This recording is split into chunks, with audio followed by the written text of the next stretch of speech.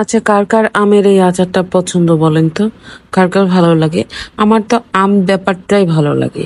সেটা আচার হোক বা কাঁচা আম হোক বা পাকা আম হোক, যে কোনো ধরনের আম জিনিসটাই আমার খুব বেশি পছন্দ। আর আমার মনে হয় যে কাঁঠাল জাতীয় ফল না হয়ে আমকেই মনে হয় জাতীয় ফল করা উচিত ছিল।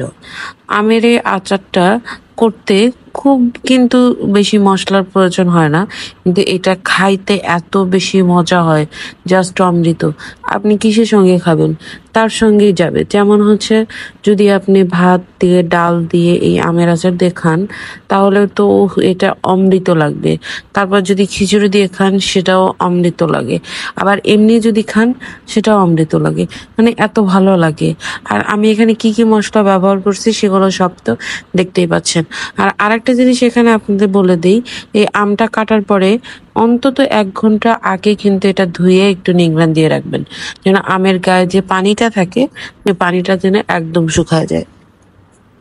আপনি হয়তো দেখে বুঝতে পারছেন যে আমার এই আমগুলা কিন্তু একদম শুকায় গেছে।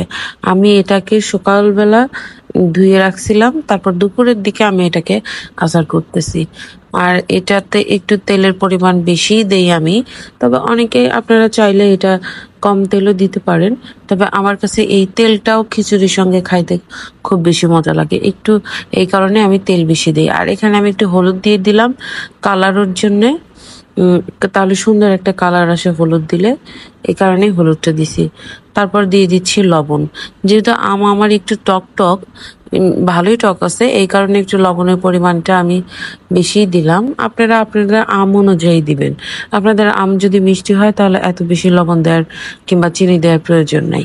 আমার যেহেতু এটা একদম টক আম, এই কারণে আমি একটু লবণ ঝাল সব একটু চড়াচড়াই দিব, কিন্তু আমি মিষ্টির পরিমাণটা কিন্তু একটু কমই রাখবো। আমার কাছে কেন জানি আচার জিনিসটা একটু ঝাল ঝাল টক টক না হলে ভালো লাগে না। আচার বেশি মিষ্টি আমার পছন্দ না।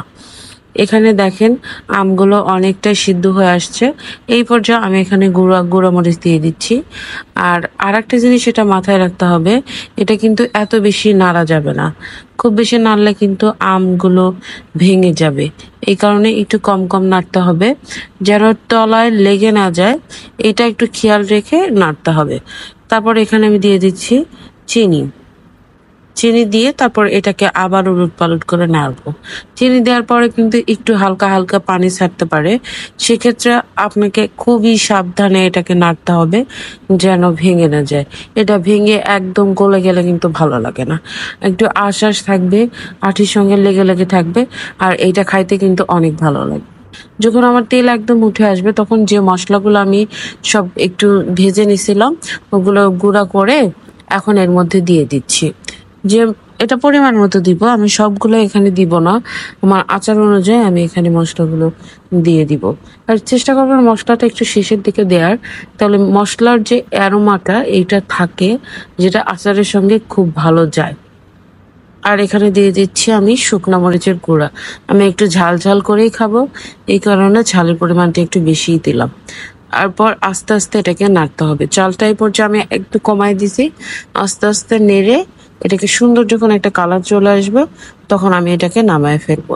তবে আমার আচারটার কালার অনেকটা চলেই আসছে।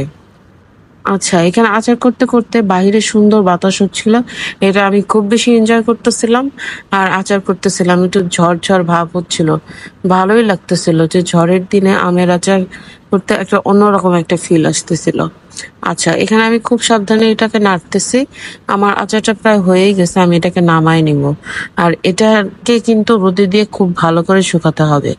আর রোদে দেওয়ার আগে আমি এটাকে একটু ঠান্ডা করে তারপর রোদে দেবো। চুলা থেকে নামায় সরাসরি আমি এটাকে রোদে দিব না, একটু ঠান্ডা করে রোদে দিলে ওই জিনিসটা বেশি ভালো হয়। আমি এটাকে একদম ছড়ানো একটা ডিশে এটাকে ঢেলে নিছি, যেন আচারের সব জায়গায় খুব ভালোভাবে রোদ লাগে। এই কারণে একটু ছড়ানো বাসন নিছি, যেন পুরো আচারটা সুন্দরভাবে রোদ লাগে। এটাকে রোদ দেওয়ার পরে আমি বয়ামে ভরে রেখে দিব।